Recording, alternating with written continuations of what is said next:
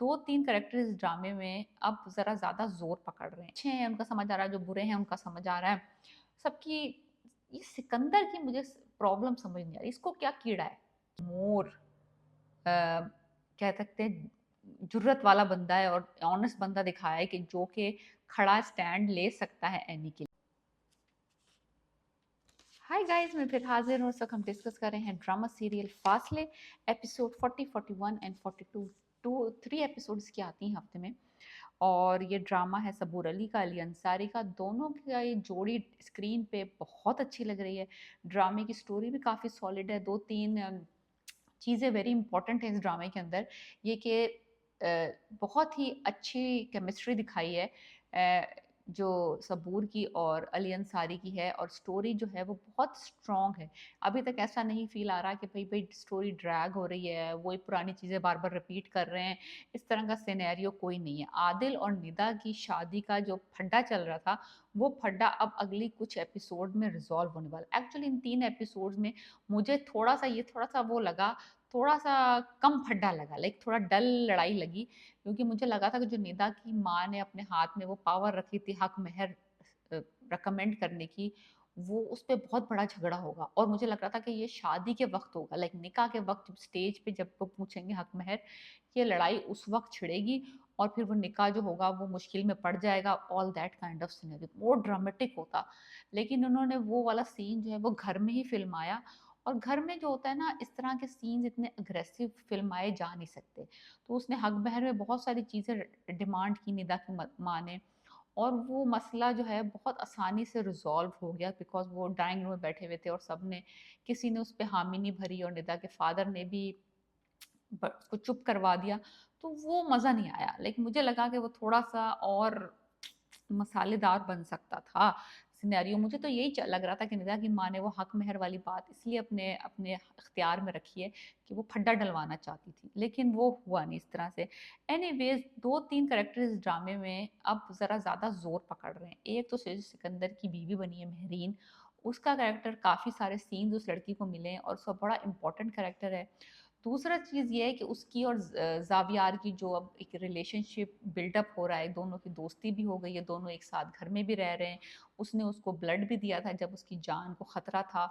और now Xavier actually reached out to her और उसको थैंक यू भी कहा है। और लाइक ऐसा नहीं है कि उन दोनों का रिश्ता अच्छा हो गया है, लेकिन ये है कि थोड़ी-सी इम्प्रूवमेंट आई है मेरे ख़्याल से, तो कि दोनों की थोड़ा-सा दोनों एक-दूसरे को ज़रा ज़्यादा बर्दाश्त करने लगे हैं। शबी पिक्चर से आउट हो गई, वो चली गई सपोज़िटली मुल्क से बाहर। और उसकी माँ जो है उसके लिए ग्राउंड प्ले कर रही है कि वो एनी को घर से निकालेगी। जब उसकी बेटी वापस आएगी तो वो ज़बियार से उसकी शादी कर देगी। तो सारी वो पहले से ना तैयारी पकड़ रही है। आदिल और निदा की शादी तय हो गई है और उनका निकाह होगा, रुखसती नहीं होगी अभी फ़िलहाल। तो ये वाला सिनेरियो। और जो सिकंदर और एनी की डील हुई थी, उसमें एनी ने एक चीज़ और ऐड कर दी कि अगर आप आदिल और निदा का निकाह करवा देंगे, शादी करवा देंगे, तो मैं चली जाऊँगी वाक़ई में सावियार को छोड़ के। और आपको मुझे 1 महीना भी नहीं देना पड़ेगा, मैं जल्दी चली जाऊँगी। सो वो राज़ी हो गया। उसको अपने बेटे को पता नहीं एनी से क्या तकलीफ़ है उसको कि उसको एनी को निकालना चाहता है उसकी ज़िंदगी से। सो वो राज़ी हो गया। उसने सीएफओ बना दिया आदिल को, उसको कंपनी में शेयर भी दे दिए ताकि वो जो है आज उसकी माँ, आदिल की माँ जो है निदा से शादी करने को राज़ी हो जाए। मुझे सारे ड्रामे के अंदर सिर्फ़ सबसे ज़्यादा जो इरिटेटिंग कैरेक्टर लग रहा है, जिसकी कोई सेंस नहीं बन रही, कि वो इतना क्यों डेस्परेट है अपने बेटे की बीवी को घर से निकालने के लिए। तो वो मुझे ज़रा थोड़ा-सा बॉदर करता है, जो सिकंदर का कैरेक्टर है। बाकी सारे देखो, जो नेगेटिव हैं, यानी कि जो नीता की माँ है, नेगेटिव है।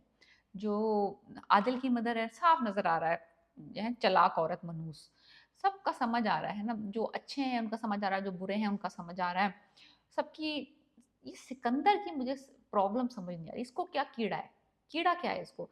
जब तक इसका बेटा राज़ी नहीं था, तब तक इसको अपने बेटे का इश्यू था। उस वक़्त ये कुछ भी दुनिया में देने को तैयार था कि इसका बेटा किस तरीके से आके इस्लामाबाद छोड़ के कराची में इसके साथ रहे और इसकी सेकंड वाइफ को कबूल कर ले। अब जबकि सारी चीज़ें फ़ेवरेबल हैं, बंदा कराची में भी रह रहा है, इसके हालात और बाप-बेटे के जो कहते हैं रिलेशनशिप, वो भी अच्छा हो गया है। उसने लड़की से शादी भी कर ली है। वो उसकी जो सेकंड वाइफ है उसको एक्सेप्ट भी कर लिया है समवॉट। उसको घर में भी रखा रखा हुआ है, अपने जो उसका घर है उसमें भी वो रह रही है। जब सब चीजें अच्छी चल रही हैं तो तुम अपनी भाभी के कहने पे क्यों सब चीजों पे मट्टी फेरने, पानी फेरने को तैयार हो? ऐसा तुम्हें क्या ही उलझन है एनी से और शबी से? ऐसी क्या ही मोहब्बत है कि तुम जो है अब लाइक 1 महीने के अंदर जाओ और आदिल को सीएफओ बना दिया ताकि वो निदा से शादी करवा दे उसकी माँ। पैसे ने लालच दिया ना एक तरीके से। और एनीवेज, सो एनी की डील जो है वो हो गई है। आदिल और निदा का निकाह तय हो चुका है। तो एनी का जाना तो बरहक है। एनीवेज, हक महर का ड्रामा थोड़ा सा, मैंने कहा ना, थोड़ा सा डल था, थोड़ा ज्यादा चटपटा हो सकता था। जावियार जो है वो एनी को के साथ बिजनेस पार्टनरशिप करना चाह रहा है। आनी साहिबा के पास कम वक्त है, वो निकलना चाह रही हैं, भागना चाह रही हैं, बिकॉज उसको पता है कि उसके पास इतना टाइम नहीं है कि वो इसके साथ बिजनेस पार्टनरशिप करे।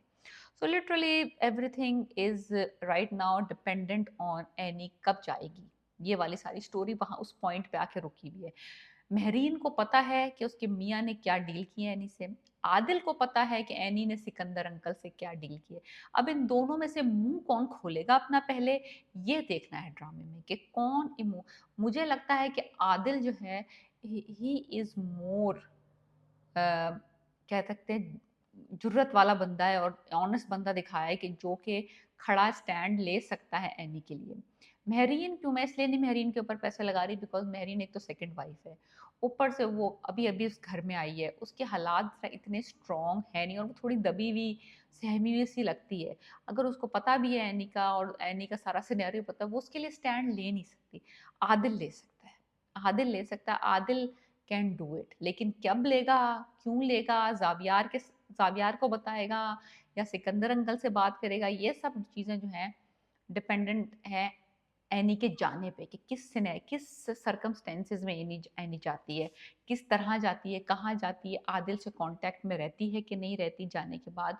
तो ये बहुत, मैं कह रही हूँ ना कि अगली जो 3 एपिसोड होंगी यानी कि 43, 44, 45 जो अगले हफ्ते आएंगी, उसमें पता चलेगा कि वाकई में एनी जो अपना वादा उसने किया है वो पूरा करती है कि नहीं। मुझे तो लगता है कि वो करेगी और वो ये घर छोड़ के डेफिनेटली जाएगी, बिकॉज अगर वो नहीं जाएगी ना तो यही कन्वर्सेशन गोल गोल घूम के चलती रहेगी और फिर वो मज़ा ख़त्म हो जाएगा ड्रामे का। वो एक जो डेविस्टेशन होनी है ना जावियार की ज़िंदगी में एनी के जाने के बाद, और वो जो हार्ट ब्रेक होगा और वो जो ढूंढेगा उसको, वो वाले सीन्स आएंगे ही जब जब वो गायब हो जाएगी। और डेफिनेटली उसको गायब होना पड़ेगा वेरी वेरी गुड, बिकॉज अगर वो जाली आके फुप्पो के घर बैठ जाती है देन फिर वो फुप्पो के घर आ जाएगा, उसको बातें चीतें फुप्पा जी या फुप्पो, वो वाला मसला, मज़ा नहीं रहेगा उसमें। तो उसको वाकई ही में डिसअपेयर होना है, जैसे वो तेरे बिन में डिसअपेयर हुई थी ना यमुना जैदी मुर्तसिम की ज़िंदगी से, ऐसे इसको डिसअपेयर होना पड़ेगा लाइक कंप्लीटली। सो एनीवेज, जब मैं कह रही हूँ ना कि ड्रामा जो है, आई don't say that it's fantastic, but it is refreshing and it is a very good to watch. Very light सी रोमांटिक लव स्टोरी है। और और फैमिली भी है, थोड़ी बहुत अच्छी सी रिफ्रेशिंग सी लाइट सी। सारे कैरेक्टर्स अच्छे हैं, कोई भी इरिटेटिंग कैरेक्टर नहीं है। जो गुड हैं वो गुड हैं, जो बैड हैं वो बैड हैं।